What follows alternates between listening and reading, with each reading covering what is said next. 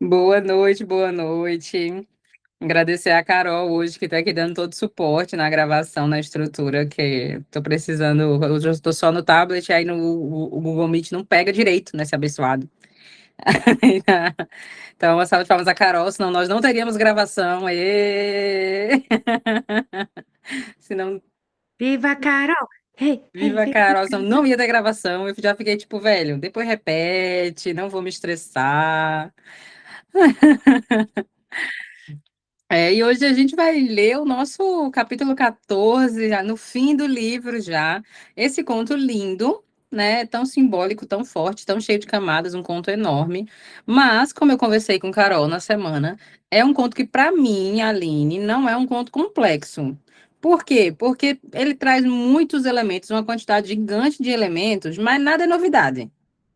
Então, o pai, o ânimos, né? O diabo, que é o ânimos tóxico, né? Que é o predador da psique. Então, na verdade, assim, são muitos elementos, mas a gente já está tudo familiarizada com todos eles, porque a gente já passou por muitos deles, né? Então, a gente já tem esse olhar. É mais uma. Eu diria que o A Donzela Sem Mãos é meio que uma revisão para ver se você aprendeu tudo. Porque sem ter lido o livro inteiro, seria impossível entender esse conto. Porque ele é muito grande, cheio de camadas, e amputa a mão, e ela chora, e vem o diabo volta, e aí ela tem um filho, e vai para a floresta, e a mão cresce, e um rolê enorme. Então, assim, sem a gente entender todos os outros contos e já estar familiarizada, inclusive, com a linguagem, né, arquetípica das contadoras, seria muito ruim ler esse conto, né? Mas, como nós já estamos, ele tem muitas camadas, é um capítulo muito grande, né? Um dos contos grandes do livro, mas é um conto que a gente consegue trazer uma certa fluidez. De todo modo, por ser um capítulo grande, muitos de vocês não terem lido todo, a gente pode começar hoje, né? Ver até onde a gente vai no conto.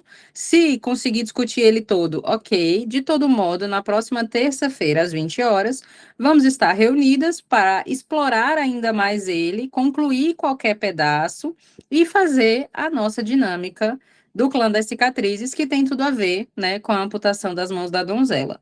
Então, em muitas partes das nossas vidas, a gente pode estar sem mãos.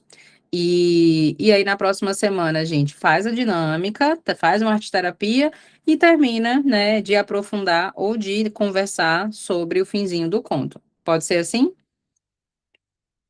Tá?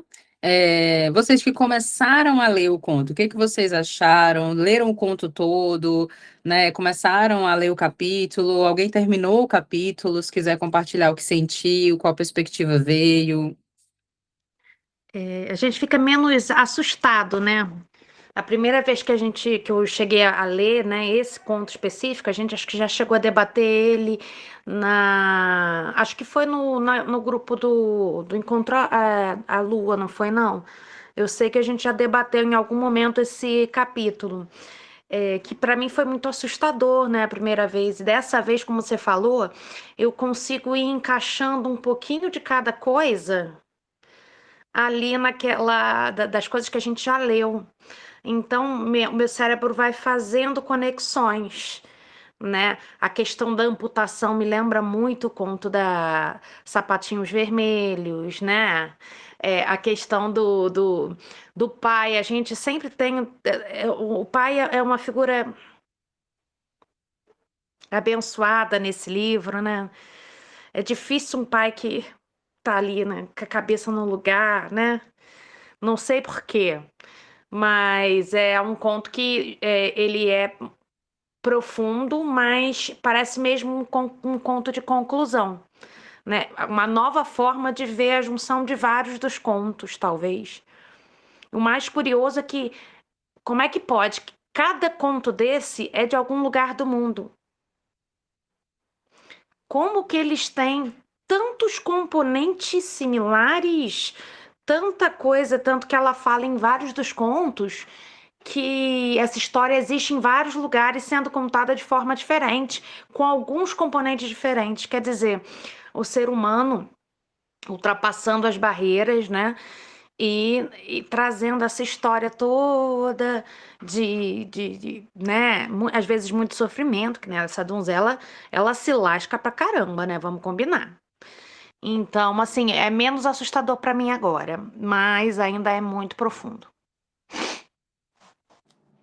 Perfeito, isso mesmo. A gente vai se familiarizando, 2020, a gente vai se familiarizando. E é profundo, né?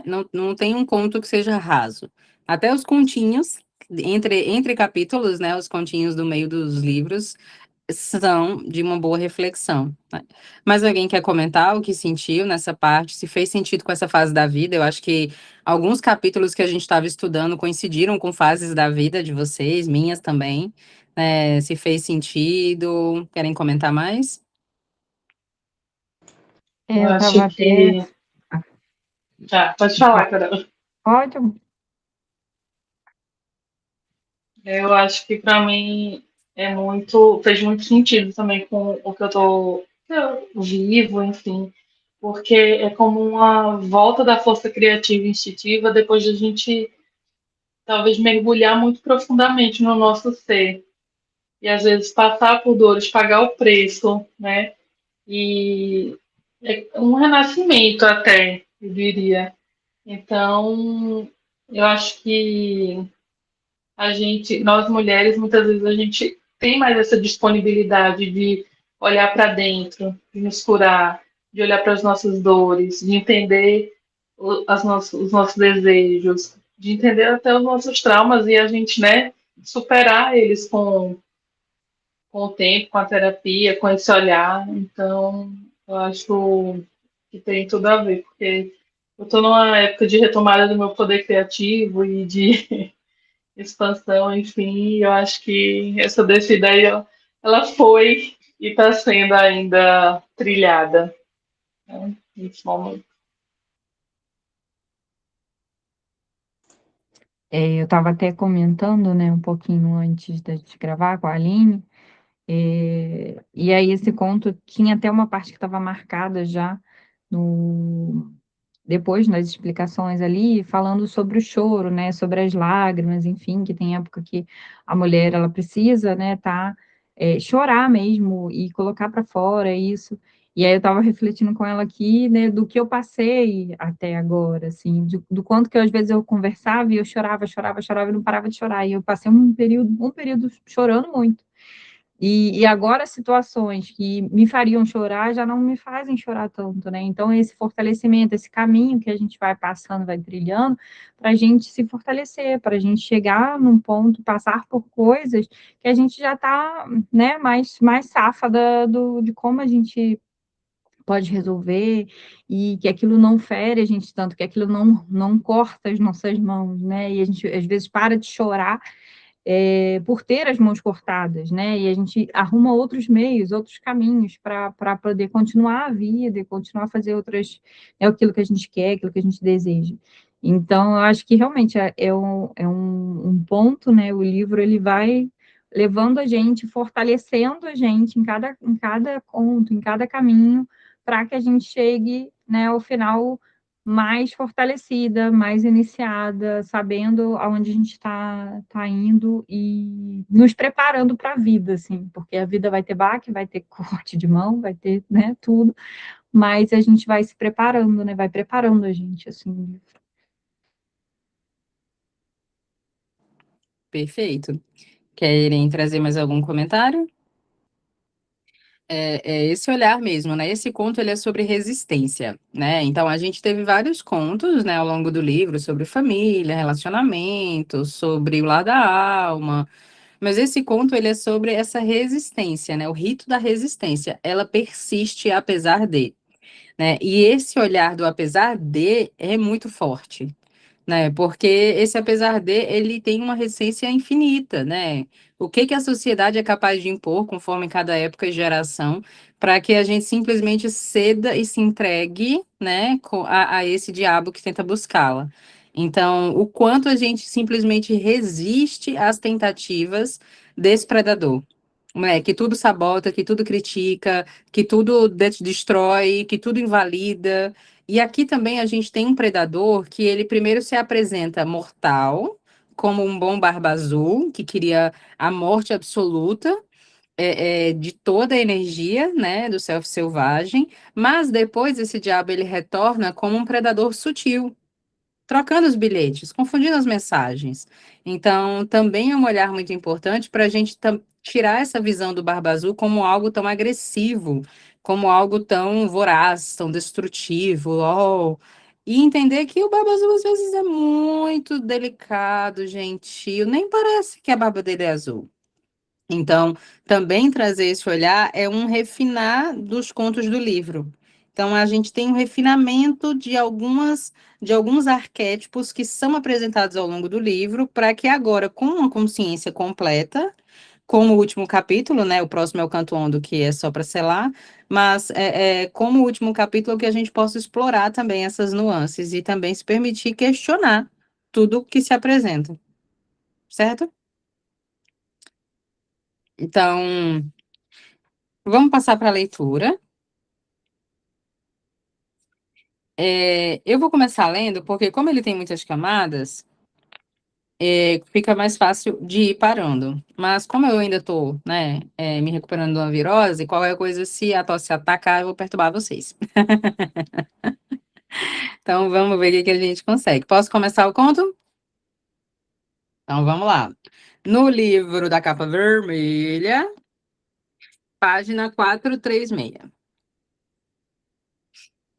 Era uma vez, há alguns dias, eu acho engraçado quando ela começa assim, né? Sempre trazendo um tom. Era uma vez, há alguns dias, um homem que ficava na estrada e que ainda possuía uma pedra enorme de fazer farinha, com a qual moía o cereal da aldeia.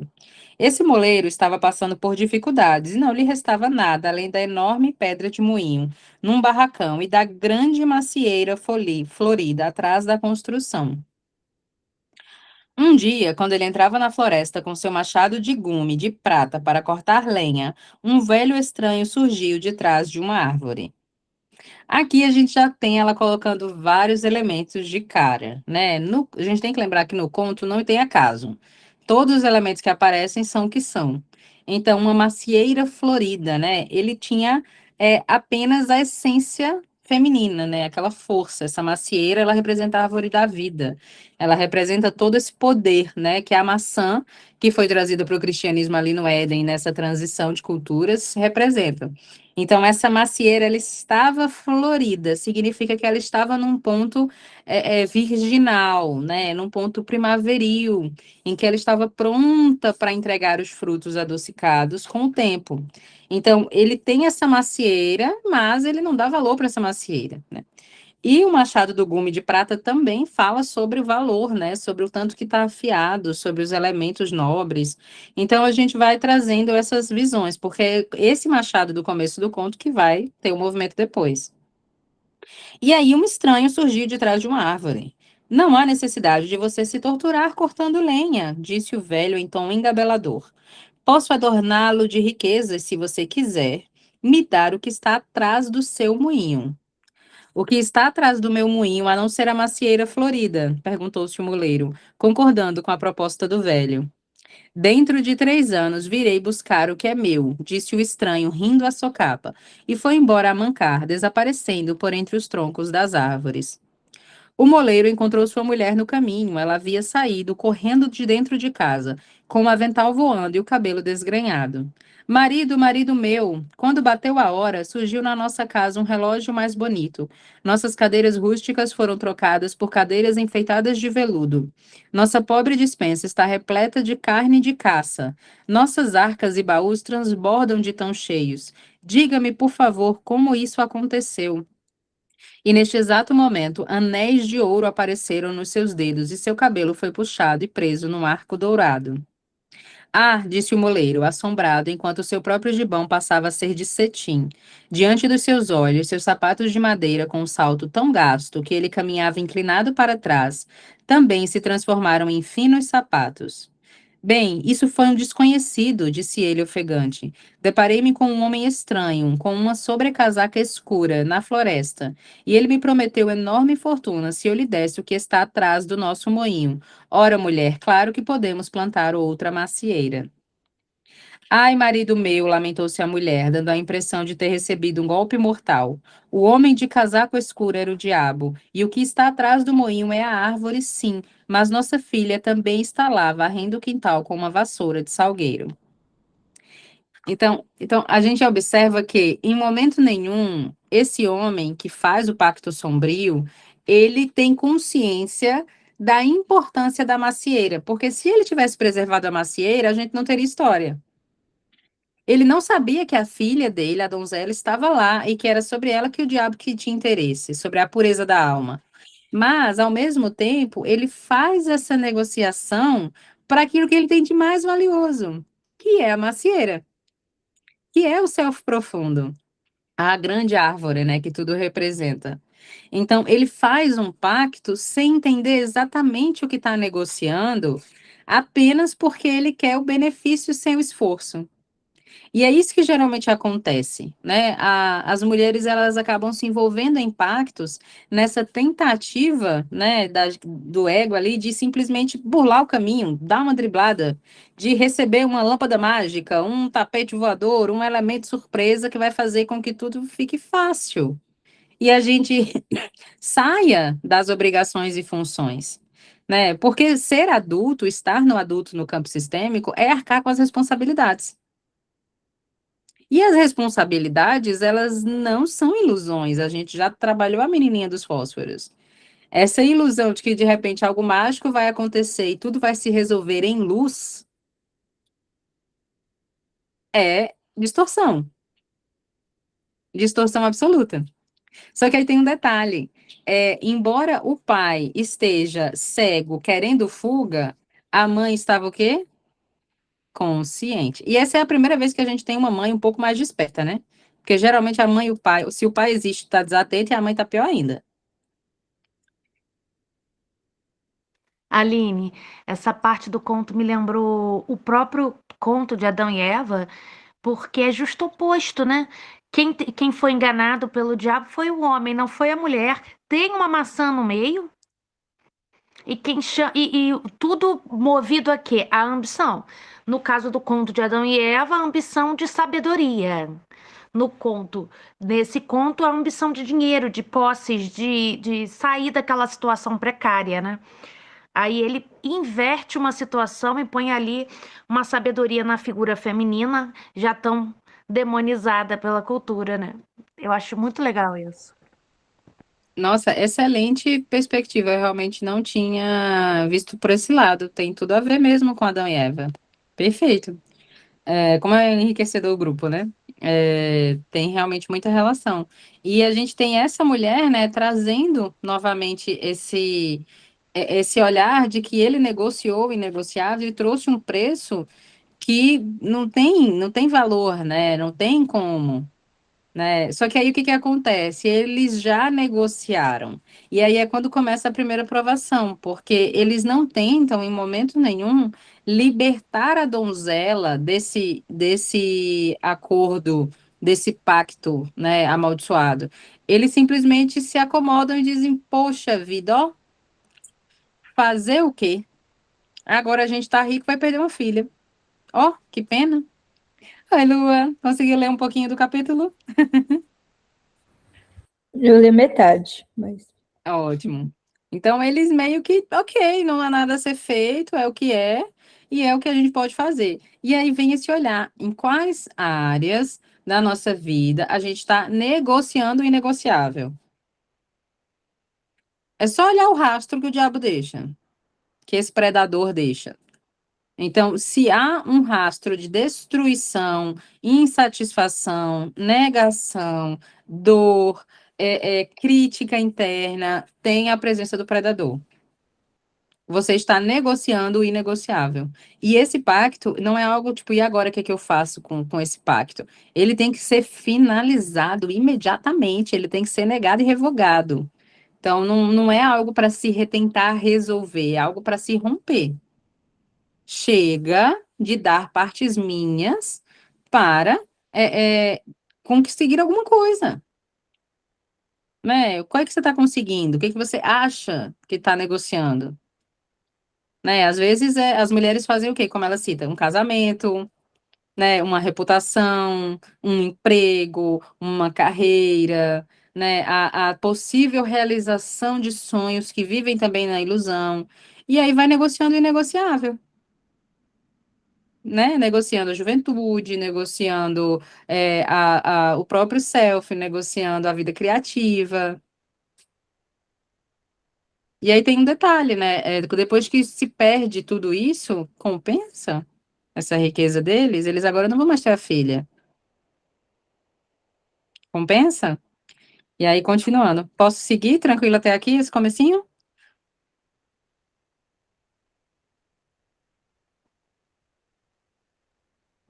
Mais alguém quer acrescentar algum comentário? Então vamos lá. E assim os pais foram cambaleando para casa, derramando lágrimas sobre seus belos trajes. A filha permaneceu sem se casar durante 3 anos e tinha o temperamento como das primeiras maçãs doces da primavera. No dia em que o diabo veio apanhá-la, ela se banhou, pôs um vestido branco e ficou parada num círculo de giz que ela mesma traçara à sua volta. Quando o diabo estendeu a mão para agarrá-la, uma força invisível lançou do outro lado do quintal. E aí a gente já tem os ritos ancestrais aparecendo. A roupa branca, né, que ela tá nesse estágio da iniciação, esse albedo. A gente já tem o círculo de proteção que ela traça ao redor dela. E aí por isso que a resistência, porque não importa o que essa donzela passe ao longo desse conto. O self selvagem tá vivo, ativo e tentando proteger ela de alguma maneira. De alguma forma, se recebe o sinal de que não é esse o caminho, não é para ela se entregar, não é para ela estar com esse diabo, não é para ele acessá-la. Ela não pode simplesmente ceder ao pacto, né, ao pacto sombrio.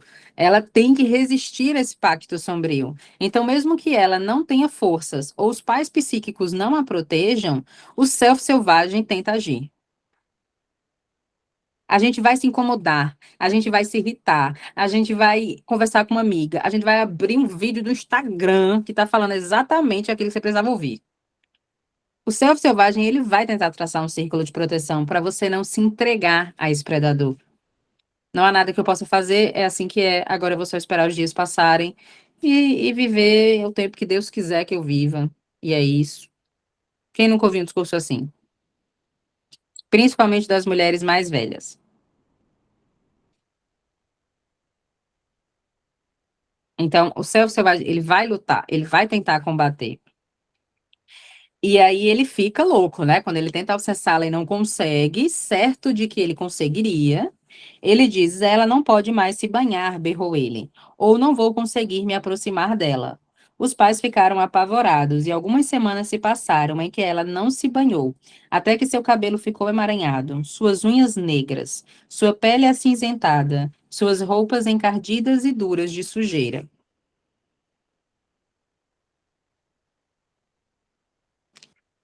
Então, o que que a gente tem? A donzela, então, com a donzela cada dia mais parecida com um animal, surgiu mais uma vez o diabo. E aí começa o processo da personagem. A iniciação dela começa aqui, porque ela começa a se despir da civilidade. Então, ela estava limpa, banhada, toda branca, num processo de entrega de sua pureza a esse predador, de total vulnerabilidade. Quando ele obriga ela a não se banhar, ele também faz com que ela se conecte com quem? Com a forma selvagem. E aí, quando esse predador ele tenta atacar a mulher e criticar tudo que a gente está fazendo, vamos tentar trazer esse predador mais humano, né? Um companheiro. E tenta trazer esse ataque. E essa mulher, ela começa a resistir a esse ataque, ela começa a ficar mais instintiva. Veja, aqui, em momento nenhum, isso traz aquela conotação de quando a mulher já está depressiva e aí já não arruma mais o cabelo, já não liga mais, já fica. Não é esse olhar. É um olhar de que ela já não está mais tão conectada a estar apresentável. Então, é quando a gente já está. Dane-se a sociedade, dane-se o sistema, já começa a ficar mais arredia, já começa a ficar mais reativa a tudo isso.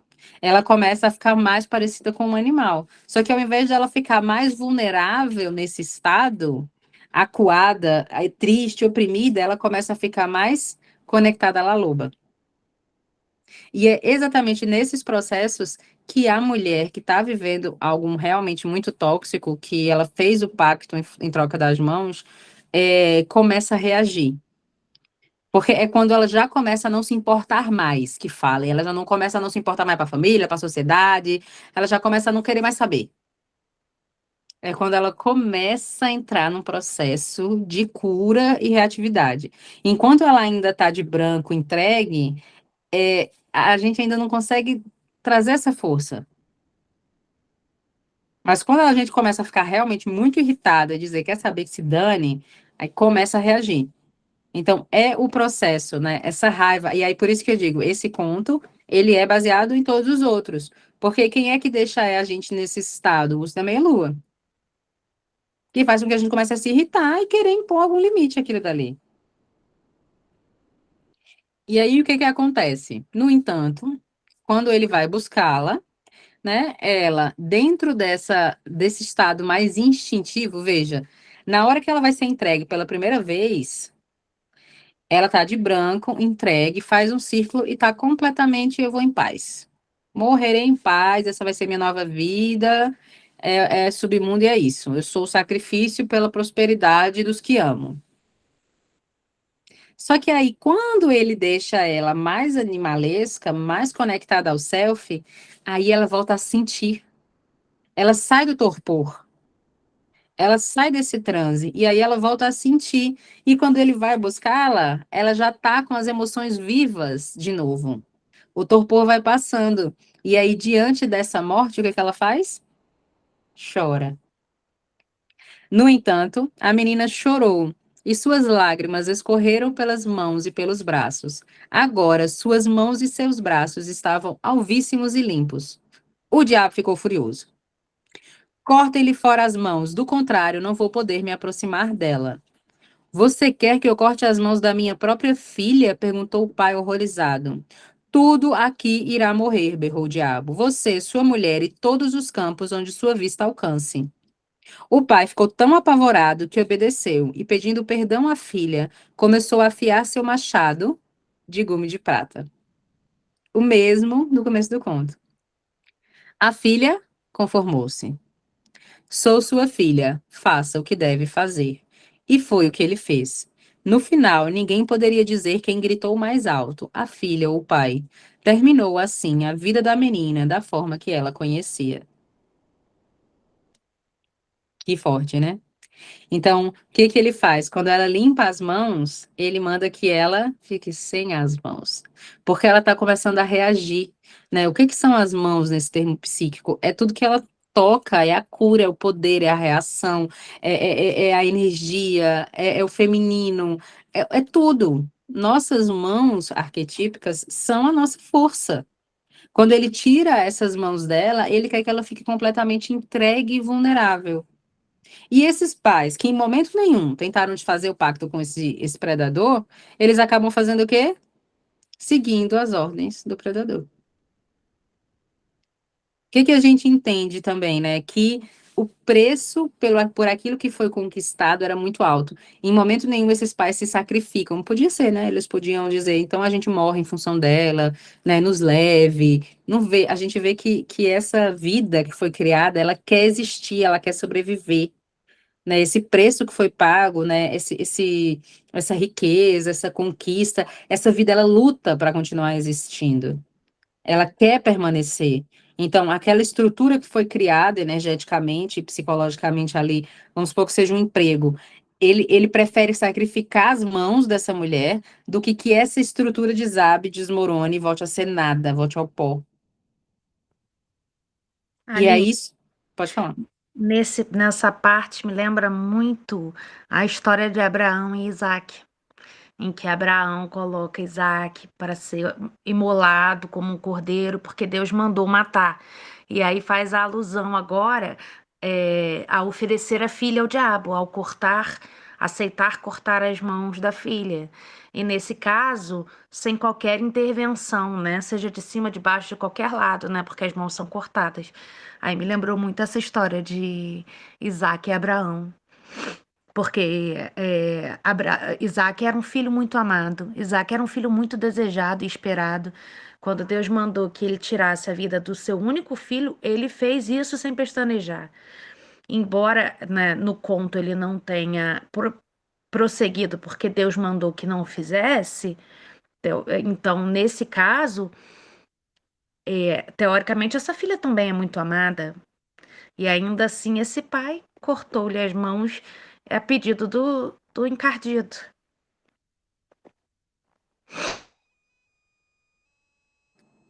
Exato, né? E é aquilo. E se Deus não tivesse, né, feito essa interferência, ele teria matado o filho, né? Então, na parábola. Então, assim, o que que a gente tem? Esse olhar, né, de que aquilo que deveria proteger está, na verdade, cedendo aos impulsos do predador, né? Está cedendo cada vez mais.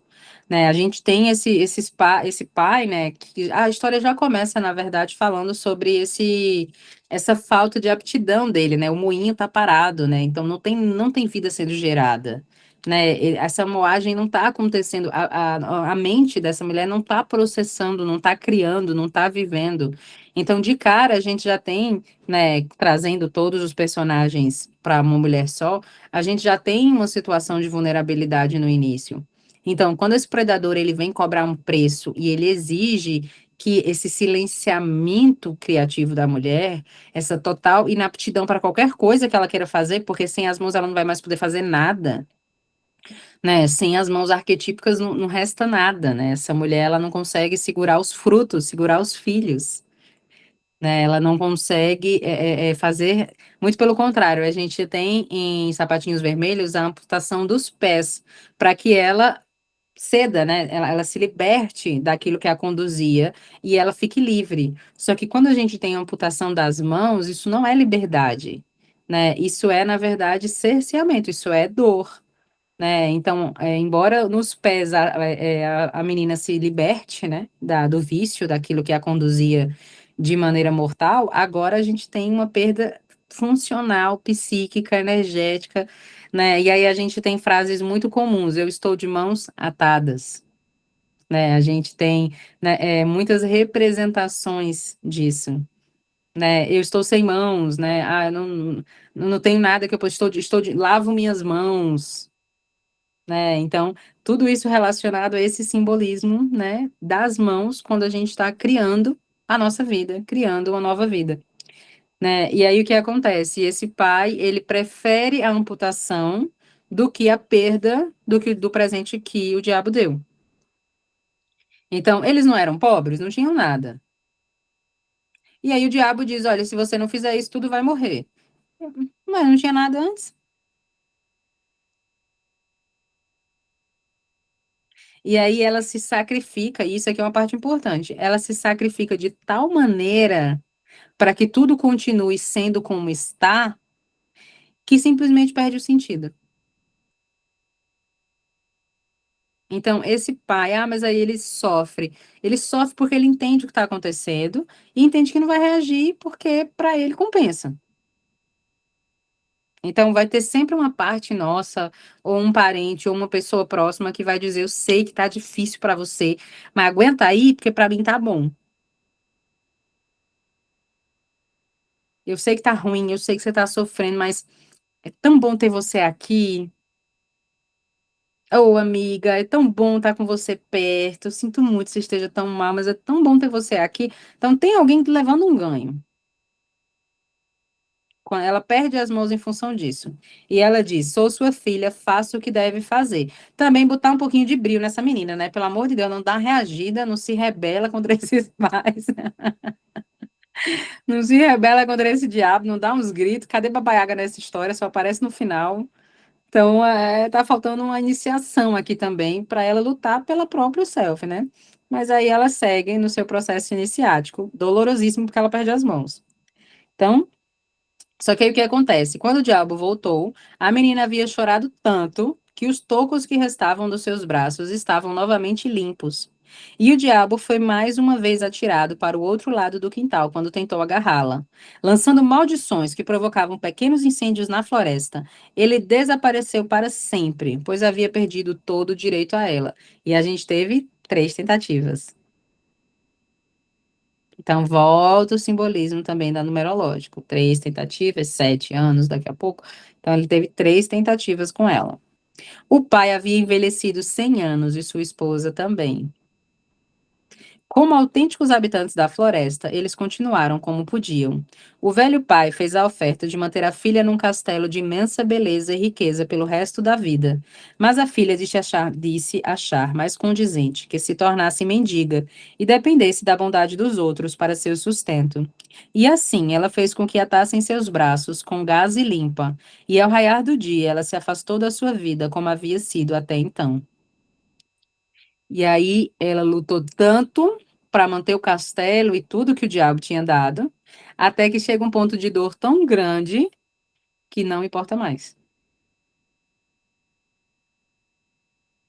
Então, é possível, né, dentro dessa longa trajetória do início ao fim desse conto, a gente até mapear em que estágio do processo iniciático eu me encontro. Será que eu ainda estou negociando as minhas mãos? Será que eu ainda estou esperando que o diabo apareça, porque tá tão difícil a vida, eu queria tanto dessa uma facilitada? Um bilhete de Mega Sena, uma coisa maravilhosa, algo que eu vou simplesmente resolver minha vida. Então, em que estágio do processo iniciático se está? Já estou jogando fora tudo aquilo pelo qual batalhei tanto, me mutilei, me abusei, né, afastei pessoas que eu amava, perdi experiências, envelheci 100 anos, e aí agora eu já quero jogar fora porque nem graça tem mais? Então, que fase também a gente se encontra? Será que eu tô chorando, né? Até conversei com a Carol antes, né? O choro, o poder do choro. Ela chora para limpar, ela chora para liberar, ela chora para lavar. Tem uma fase que a mulher precisa chorar. Eu atendo muitas deusas, principalmente caminhantes, que quando a gente entra no processo de atendimento é choro, choro, choro, choro, choro. E é parte do processo. E talvez ela passe meses assim, mas é parte do processo de cura. Chorar. Vai passar 1 hora de terapia chorando? É.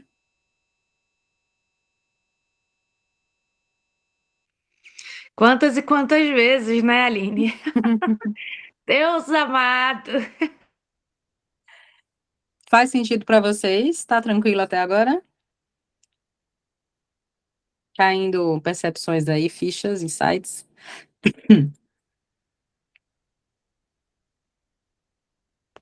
Me veio uma coisa que é o seguinte, às vezes você está num relacionamento tóxico, você está sobrevivendo a uma coisa que te aconteceu muito grave, que essa parte que ela parte para ser mendiga, assim, do nada.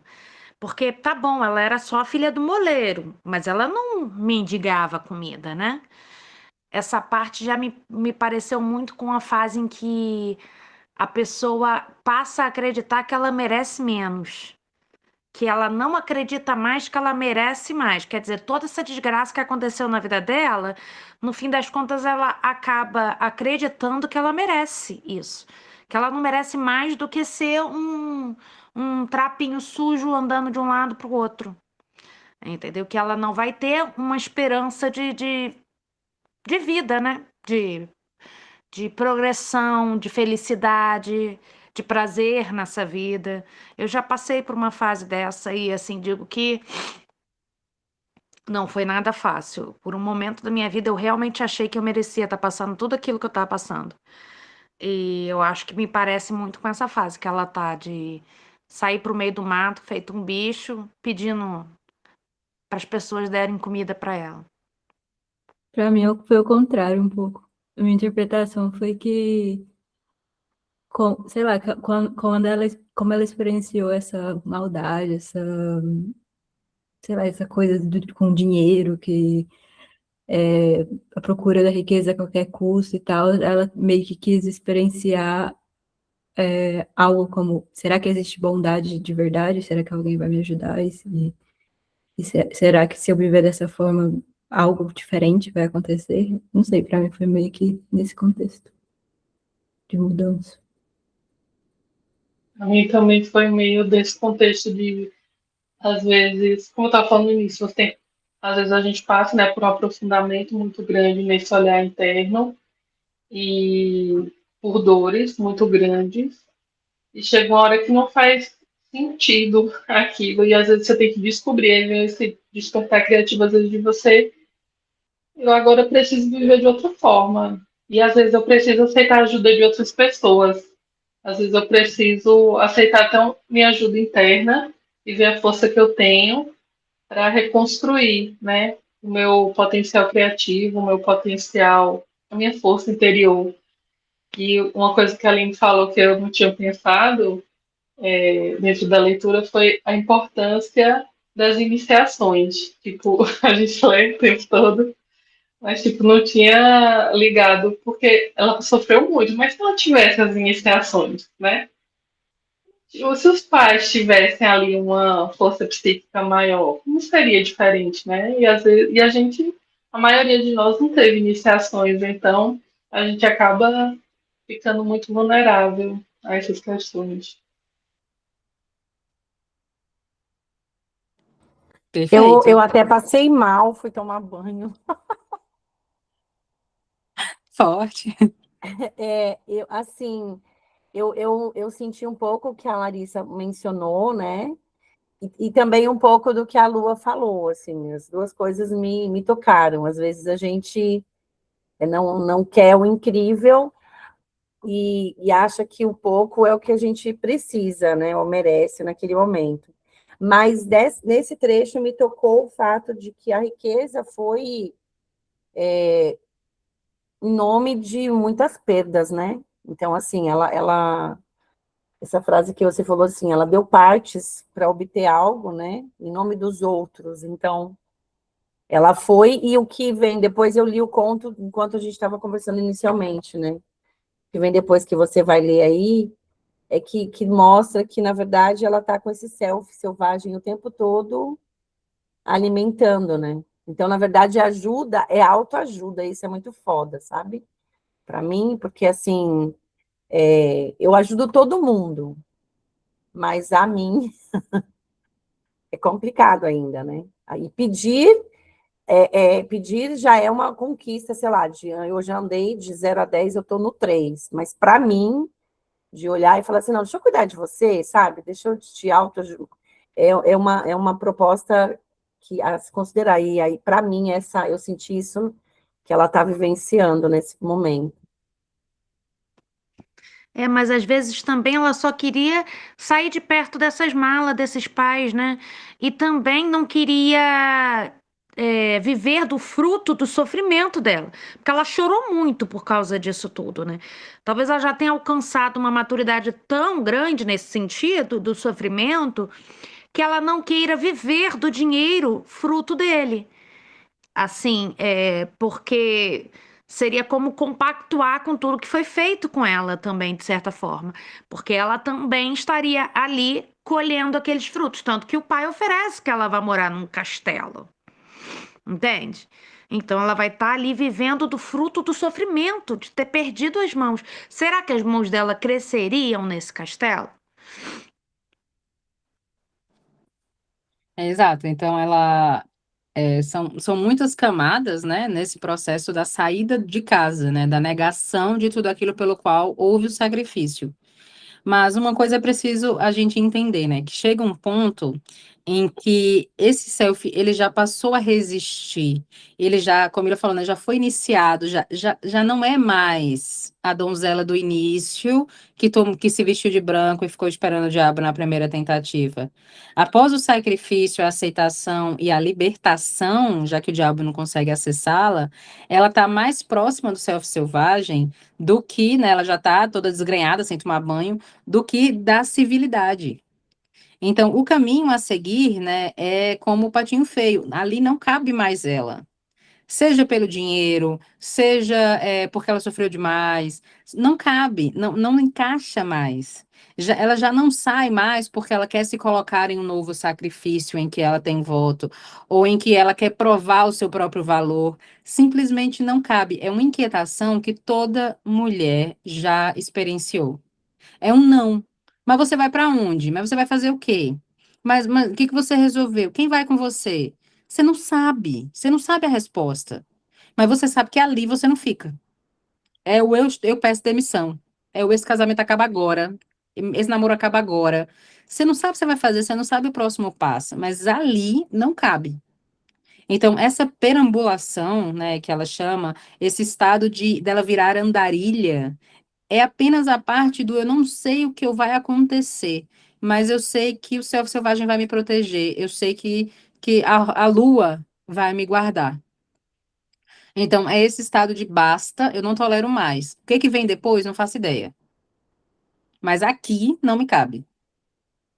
Então, ela ainda não está buscando La Loba, ela não, só concluindo, ela não está buscando La Loba, ela não está entrando no deserto atrás de La Loba, como no conto, ela não está numa ilusão, riscando fósforo.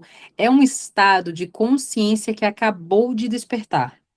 Então, é pura, veja, ela ata os braços com gaze limpa, a gaze branca, a gaze símbolo, né, dos curativos dos mortos, aquele material de embalsamar. Então, quando ela protege esses braços e entra na floresta, envolta, né, em véus ali, se entregando completamente àquele estado animalesco, é a descida realmente, né, ao inconsciente profundo, é a descida da cura.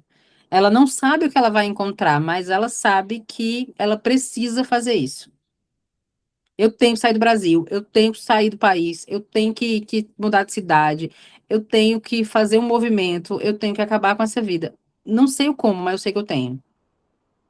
Então, esse transformar-se em andarilha é essa cura. Faz sentido, Carol? Eu, assim, vejo também como esse desprendimento, né? Porque ela já tinha passado por tantas coisas, então ela se desprendeu realmente da riqueza, de tudo que estava ali, daquele sofrimento, enfim, e às vezes em busca de algo novo, em busca de uma vida nova, em busca até né, retomar a vida dela, sem os pais, sem a riqueza, né? E realmente renascer, né? Transformar a vida dela, se desprendendo de tudo. Porque ela também já estava mais fortalecida, ela já tinha passado por várias, né, coisas, passado por um sofrimento enorme, já tinha chorado tudo que tinha que chorar, e agora ela era seguir em frente. Ela ia ficar presa dentro de um castelo, que aí os pais iam fazer um castelo para ela ficar presa lá, isolada lá, dentro de um castelo. Isso mesmo. E Clarissa fala aqui, né? A iniciação é o processo pelo qual desistimos da nossa inclinação natural para permanecer inconsciente e resolvemos que, custe o que custar, sofrimento, luta, persistência, iremos perseguir a união consciente com a mente mais profunda, o self selvagem. Na história, a mãe e o pai tentam atrair a filha de volta ao estado de inconsciência. Ah, fica aqui conosco, você está ferida, mas nós podemos fazer com que esqueça a amputação. Será que ela, agora que derrotou o demônio, irá descansar sobre os louros conquistados, por assim dizer? Não. Então, o que que a gente tem? Essa donzela, agora sem mãos, livre dos pais psíquicos, porque agora ela está desperta completamente, então ela está por si mesma, ela pensa por si mesma, ela decide por si mesma, e agora ela segue o caminho dela, vem o que vier, para se conectar ao self selvagem ouvindo esse chamado. E aí, então, ela. Posso continuar o conto? Tá tranquilo até aqui?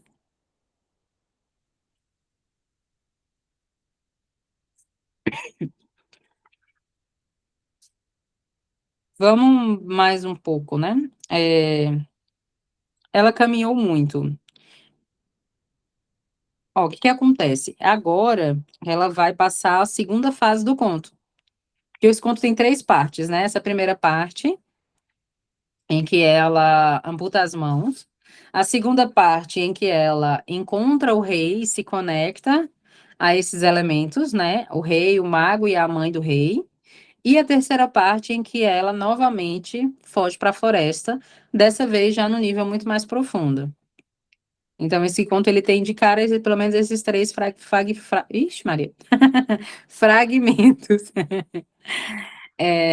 Continua, então, até essa segunda parte. Como é que tá para você? Está tranquilo? Eu vou ter que sair para botar a Maria para dormir, mas depois eu assisto a gravação desse finalzinho. Tchau, Perfeito. pessoal. Tá? Por mim, tá tranquilo. Então tá, então vamos mais um pouquinho. Ela caminhou muito. O sol do meio-dia fez que o suor escorresse, riscando a sujeira no seu rosto. O vento desgrenhou tanto o seu cabelo até que ele mais parecia um ninho de cegonha com gravetos enfiados de qualquer jeito. No meio da noite, ela chegou a um pomar real, onde a lua fazia reluzir os frutos nas árvores. Ela não podia entrar, já que o pomar era cercado por um fosso.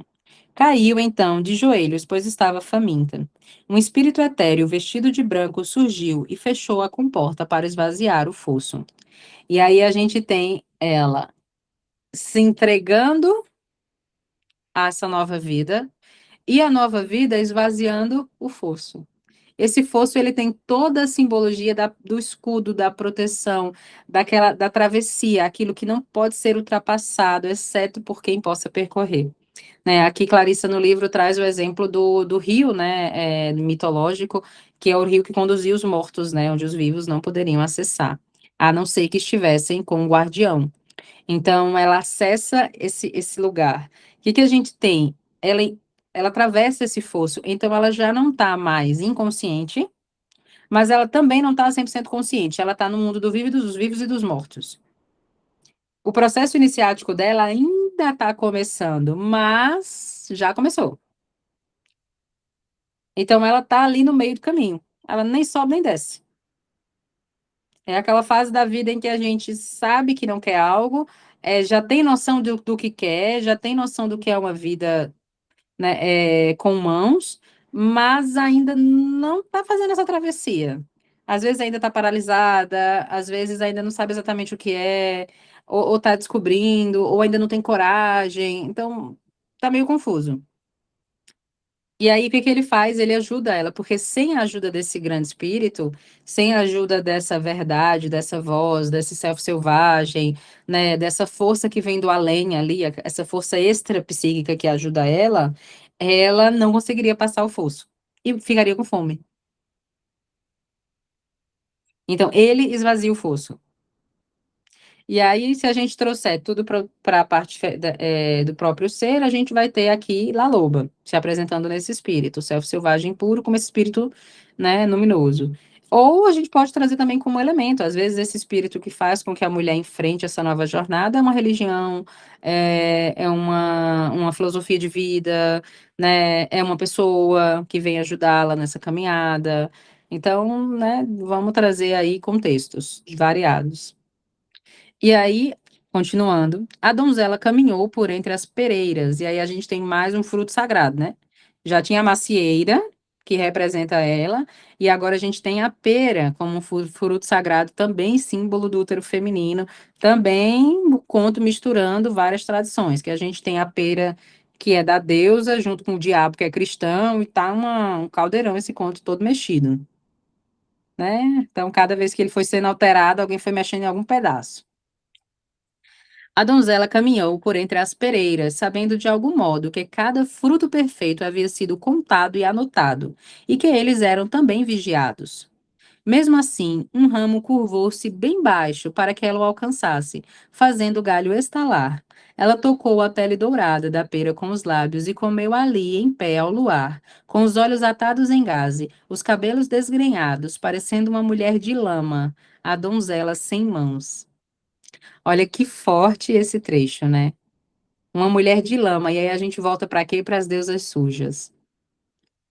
Para a pureza desse olhar, né? Por que de lama, né? De lama também vem grandes estátuas, grandes símbolos do feminino, né? Lama é terra. Então, ela parecendo uma mulher de lama, então ela completamente entregue, né, vulnerável nessa situação. E aí o que acontece? Esse fruto sagrado, essa sabedoria, essa recompensa pela jornada dela, a pereira ela simplesmente se curva para que ela possa morder a pera. Então, é a recompensa de toda essa jornada. O fruto doce, ele vem e é entregue nas mãos dela, né, no acesso dela, né, de cada 100 mãos, é entregue, né, a ela. A boca dela, né? Essa parte me lembrou La Llorona, sabia? Porque quando ela passa no fosso, né, esvaziado, vamos botar assim, é como se fosse a parte que La Llorona tá chorando, aí ela tá ali no meio do rio, revolvendo a terra, chorando, mexendo e procurando alguma coisa, sujando as vestes dela daquela terra do fundo do rio.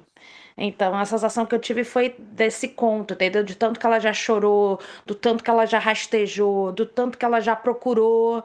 E aí ela ali naquele momento que ela já saiu desse rio, que ela já estava assim, em fase de se reencontrar. Isso mesmo. Que ela já está em outro ciclo iniciático.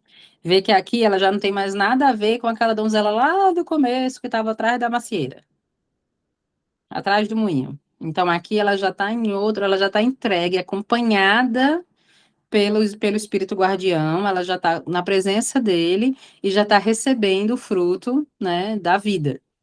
E aí diz aqui, ó, da mesma forma que a mãe oferece o seio ao bebê, a pereira do pomar curva-se para dar seu fruto à donzela. Essa seiva da mãe é a da regeneração. Comer a pera nutre a donzela, mas um ato mais comovente consiste em que o inconsciente, o seu fruto, se curva para alimentá-la. Nesse sentido, o inconsciente dá um beijo nos lábios da donzela. Ele lhe dá uma prova do self, o hálito e a substância do seu próprio Deus selvagem, uma comunhão selvagem. E a gente continua. O jardineiro via tudo, mas reconheceu a magia do espírito que protegia a donzela e não se intrometeu.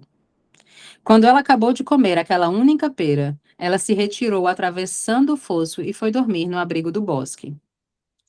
No dia seguinte, o rei veio contar suas peras. Ele descobriu que uma estava faltando, mas, olhando por toda parte, não conseguiu encontrar o fruto desaparecido. Quando lhe perguntaram, o jardineiro tinha a explicação. Ontem à noite, dois espíritos esgotaram o fosso, entraram no jardim à luz do luar, e um deles, que era mulher e não tinha mãos, comeu a pera que se oferecia a ela. O rei disse que iria montar guarda naquela noite. Quando escureceu, ele veio com o jardineiro e o mago, aí vem mais um elemento, que sabia conversar com espíritos. Os três se sentaram debaixo de uma árvore e ficaram vigiando. À meia-noite, a donzela veio flutuando pela floresta, com as roupas em farrapos, o cabelo desfeito, o rosto sujo, os braços sem mãos e o espírito de branco ao seu lado. E aí a gente tem mais elementos. Esse rei, na verdade, o rei, o jardineiro e o mago, eles acabam formando aqui a nossa deusa tríplice. Eles formam essa trindade, né? A gente tem diferentes níveis de sabedoria. O mago mais ancião, o jardineiro, né, num arquétipo mais inocente, menos poderoso, o rei já mais sábio. Então a gente tem esses diferentes fatores coexistindo no conto, né? Esse jardineiro, ele vê, mas ele não lida, para ele é demais. O rei busca ver, mas o rei sabe que também não consegue interferir. Então ele leva o próprio self profundo, que é o mago, para conversar com essa donzela sem mãos. Então, os elementos que antes eram tão assustados, que não sabiam como lidar, agora os elementos internos dela se apresentam mais fortes. Eles já querem conversar com esse self selvagem, eles já querem negociar, eles querem entender o que está acontecendo. A gente já tem um segundo nível iniciático acontecendo aqui, que ela vai passar por um novo processo de conexão. Então, ela tinha uma conexão com a família, se desconecta, perambula, vai para a perambulação e aí ela passa a se conectar então com uma nova estrutura para formar a nova família. Eu tive nessa fase, não sei por que, quando eu imagino ela chegando nesse pomar, eu imagino ela vendo, tipo, três cartas de tarô, sabe? O mago, o rei E o jardineiro ali. Parecem 3 cartas de tarô pra mim. Assim. Pra mim é quando o tarô entrou na vida dela. Perfeito. Então, o que acontece, né? A gente vai ter é, o rei representando a renovação das atitudes e que regem essa mulher. O jardineiro é quem cultiva a alma, então ele é a responsável por esse nutrir dela, que é responsável pelas pereiras. Ele é responsável por tudo aquilo que alimenta a donzela, é esse jardineiro interno. O mago é a magia direta do poder da mulher, né, que vai trazendo, né, essa força, essa capacidade de conversar, né, com o espírito de branco, com ela, com o self profundo. E aí depois entram mais elementos. Então, continuando. Eles entraram no pomar da mesma forma que antes, né? Ela com sem mãos e o espírito de branco ao seu lado. Eles entraram no pomar da mesma forma que antes, secando o fosso. Mais uma vez, uma árvore curvou-se graciosamente para chegar ao seu alcance, e a donzela sorveu a pera que estava na ponta do ramo. O mago aproximou-se deles, mas não muito. Olha os detalhes, né? O espaço. Vocês são deste mundo ou não são deste mundo? Respondeu ele, perguntou ele. Eu fui outrora do mundo, respondeu a donzela. No entanto, não sou deste mundo. Que dual. Essa frase ainda vai tatuar. Que dual. Que lindo. Essa capacidade de dizer, de ver, porque na conexão que ela tem agora com o self selvagem, que aguarda e que faz com que ela acesse qualquer coisa, ela passa a habitar os dois mundos. A matéria e o inconsciente, e o espírito. Ela passa a ser capaz de vestir, de colocar e tirar a pele de foca quando ela bem entender. Nesse estágio, ela já está habitando os dois mundos. Só que ela ainda não é deste mundo porque ela está no processo. Então, o mundo dos espíritos para ela, o seu mundo profundo da alma, ela ainda está construindo, ela ainda está descobrindo, ela ainda está criando os caminhos. No futuro, ela vai pegar uma xícara, respirar 3 vezes e tá ali, linda e plena, mergulhando profundamente. Mas por enquanto, ela ainda está desvendando essa etapa. Então, trazendo para a matéria, essa mulher que separou, vamos colocar esse exemplo. Essa mulher que separou, que deu um basta, que foi para o mundo, que está tentando viver uma nova vida, ela está se descobrindo. Então, ela diz: eu fui outrora do mundo, porque ela seguia tudo que o sistema mandava. No entanto, não sou deste mundo, ela ainda não está completamente conectada ao espírito. E essa é uma das fases do processo iniciático, estar nos dois mundos e não pertencer a nenhum dos dois.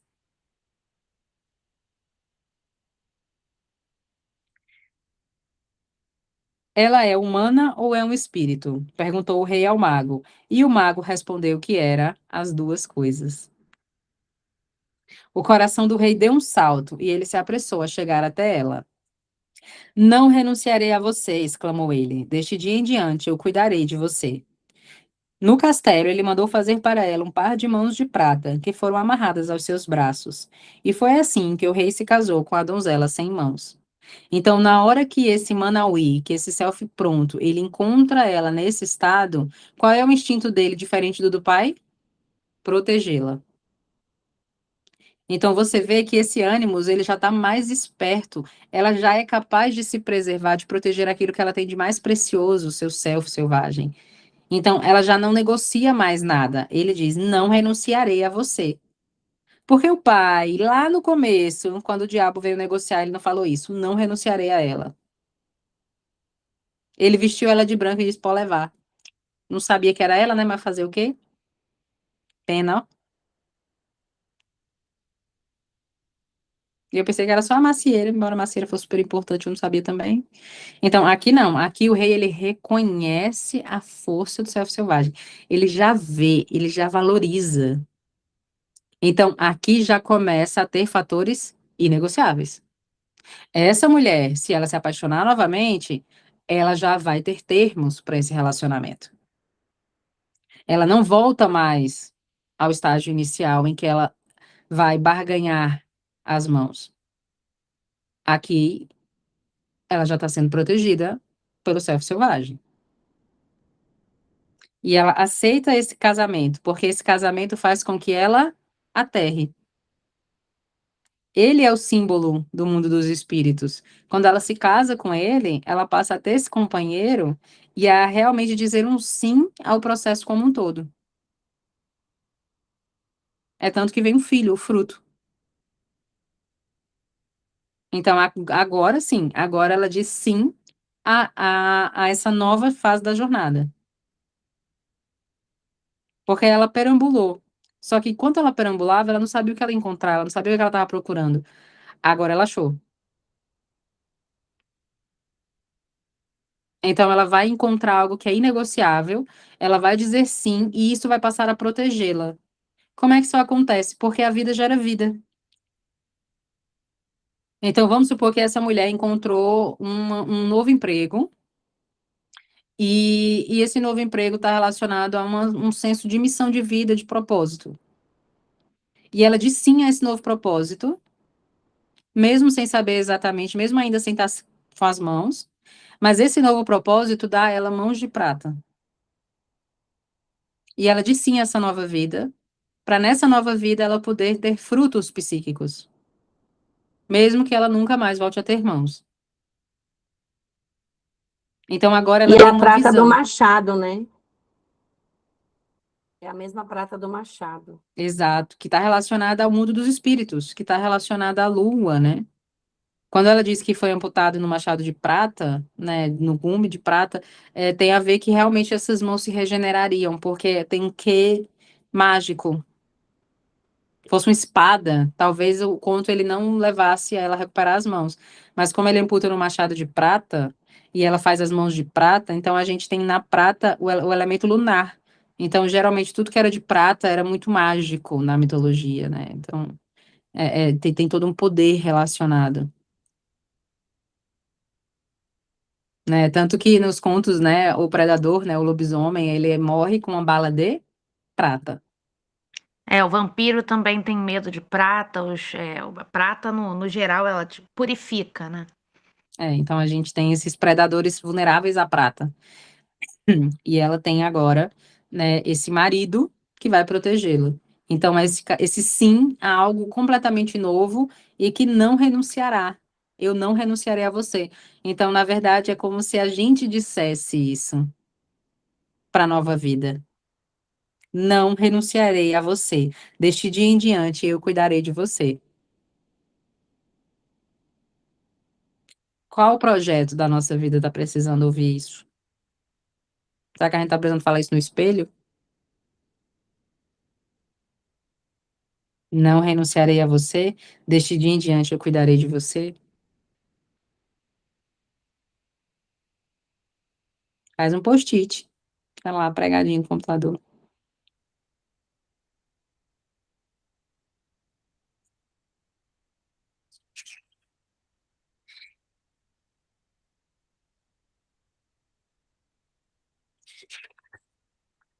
Bem, continuo. O que que vocês acham? Agora ela casou. Casou, tá casada. Temos ainda 2 páginas.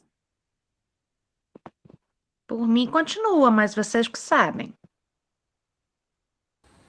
Eu tenho até daqui 7 minutos. Então pode continuar. Se quiser, a gente pode então parar aqui. É o tempo de vocês lerem mais. E agora vem a próxima etapa, porque aí o que acontece? O diabo, ele tenta, esse predador, ele tenta destruir a luz. Ele quer a donzela, ele quer a pureza, ele quer essa força. Só que o que acontece? Antes, essa donzela, ela era a própria pureza. Agora, ele sabe que não pode acessá-la, porque ele não tem mais como tocar nela. E ela está desperta. Ela agora negocia com esse predador. Então, o que que acontece? Com o tempo, ela, nessa nova vida, vai gerar frutos. A nova vida dela, né, com essas escolhas, a nova vida dessa mulher, ela vai começar a ter um novo caminho, novos frutos, novas alegrias, novas memórias, novas habilidades. Ela vai dançar, ela vai aprender um idioma, ela vai fazer novas amizades, ela vai, né, ter sua própria solitude. E tudo isso são os frutos, são os filhos dessa nova vida. Só que os filhos também são luminosos. E aí o que acontece com o predador quando ele vê a luz? Ele quer para ele. E aí então esse diabo retorna atrás desses filhos. E aí é mais uma etapa do processo iniciático. Muitas mulheres já superaram o predador, já perambularam, já encontraram um fosso, já se conectaram ao self selvagem, já disseram sim a esse rei, se casaram com ele, já tem mãos de prata. Só que aí sofre um novo ataque. Porque parece que agora é final feliz, né? Casou, mão de prata, mas acabou. Só que aí vem um novo ataque, porque assim funciona o processo iniciático, ele é eterno. Cada nível de consciência vai passar pelo seu próprio desafio. Por isso que o conto é sobre resistência, porque a gente precisa estar sempre atenta, né? Precisa estar sempre olhando, porque vem um novo desafio. Agora ela já não grita mais, não chora mais, não faz aquele escândalo todo. Agora ela já tenta proteger o filho, ela já está mais forte. E ela já tem mais elementos. Agora a mãe do rei vai entrar na história, né? Então a gente tem mais elementos aqui presentes. E é isso, é ficar atenta para os novos ataques desse predador. Então, primeiro, esse predador veio e atacou diretamente, tentando matá-la. Ele queria posse sobre ela, bem Barba Azul. Agora, esse predador volta de uma maneira muito mais sutil. E é esse aprendizado que é muito importante. Entender que esse predador, uma vez que a mulher está iniciada e desperta, ele vai voltar sorrateiro. E aí a gente acaba não vendo. Certo? Então, paramos aqui na página 440, em que ela já disse sim, casou com o rei. Combinado? O que que vocês acharam? Tranquilo até aqui? Essa parte do rei me lembra também o pescador no conto da mulher esqueleto. Porque o pescador ele vai desenredando ela e a mulher essa do conto da, né, desse conto da vez, ela também tá toda enredada em ataduras, né? Ela tá toda enlameada, enredada em ataduras, irreconhecível. E no conto da mulher esqueleto, esse pescador também vai puxando os fios que estão prendendo os ossos, que estão ali limitando aquela mulher a voltar a ser uma mulher encarnada. Ah, isso me lembrou um pouquinho esse conto.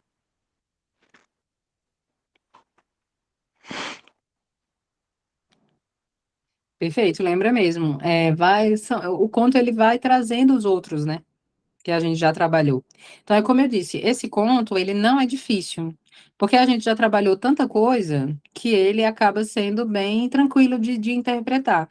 Mas ele é longo, né? Porque ele tem muitas camadas, ele é um conto completo. Então, a gente trabalhou pequenos fragmentos, agora a gente tem um conto inteiro.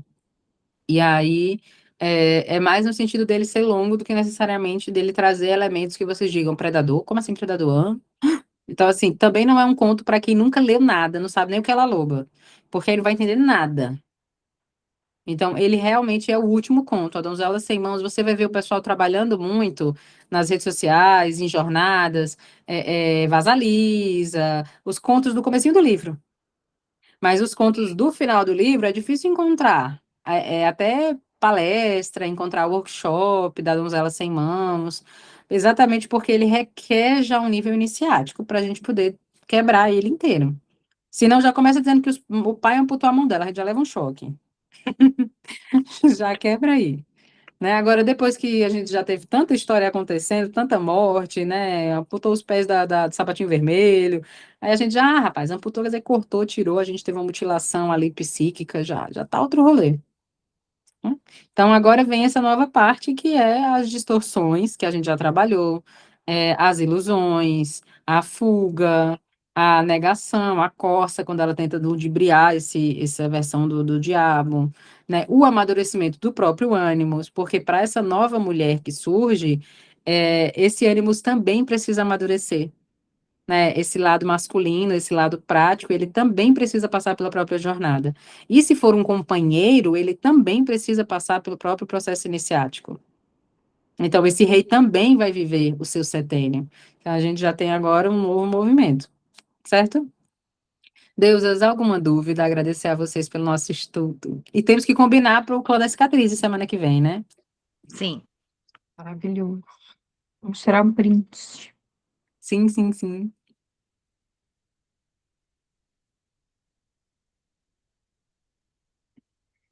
Perfeito. Perfeito. Algum comentário que vocês queiram trazer? Lu, precisa sair, né? Algum comentário que vocês queiram trazer? Fez sentido? Trouxe reflexões? Foi Muito. ótimo. E eu tenho que sair. Beijinhos. Até a próxima. Fez sentido para vocês? Tranquilo? Muito bom, né? Esse conto é muito intenso, muito bom. Muito forte, né? E grande. E é isso, eu acho que a gente também entender em que parte a gente está da jornada iniciática, para poder agir com mais coerência, entendendo a próxima etapa. Porque A próxima fase do videogame. esse conto ele dá a trilha. Então, se está no começo, vá perambular. Se já perambulou, encontre o espírito de branco. Já encontrou, vá no trio selfie. No trio, alimentou, sorveu a pera, é hora de fazer o casamento com a nova vida. Fez o casamento, tem o filho. Espero que eu esteja na fase do casamento. Eu tô contando com isso. Eu tô levando fé. Tô levando fé. Já comprei, já tô com roupa pra ocasião e tudo. Perfeito, Rita muito vai ser bem. minha dama de honra. Amo, Gilson, essa guardiã. Ela falou, Fofura. É, Só gratidão. é interessante porque eu já falei para vocês, eu acho que eu tenho esse livro há 14 anos, há 10 anos, eu não sei. E eu nunca tinha lido. Aí, às vezes, eu dava uma olhada, né? E aí foi por intermédio desse grupo que eu me aproximei. E eu não sei vocês, mas assim, as histórias que a gente discute, que além da leitura tem a discussão, né? O olhar da Aline, aí nós, né, conversando, fica reverberando durante dias e dias, assim, eu fico... E aí acontece uma situação e eu falo, olha, sapatinho vermelho, ou comigo mesmo, ah, meu Deus, a pele de foca. É interessante, né? Porque são metáforas que elas se conectam de fato com a gente e faz muita diferença. E aí é muito doido, porque você quer que todas as mulheres se conheçam, né? Aí fala, olha, eu estou participando e tal, não sei o quê, e as pessoas olham e falam assim, porque a iniciação é uma coisa muito doida, né?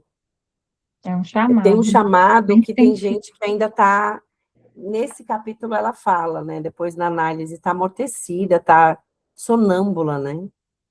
E aí, assim, eu fico muito grata, porque, assim, eu não tô mais sonâmbula, sabe? Muito obrigada. Maravilhosa. Lindo. Eu que só tenho a agradecer. Muito obrigada, né, por estarem aqui, as três caminhantes, ó, que delícia. Muito obrigada por estarem aqui e lendo esse livro, né? Eu concordo com você também, eu fico super pensativa. Eu sonhei esse capítulo essa noite.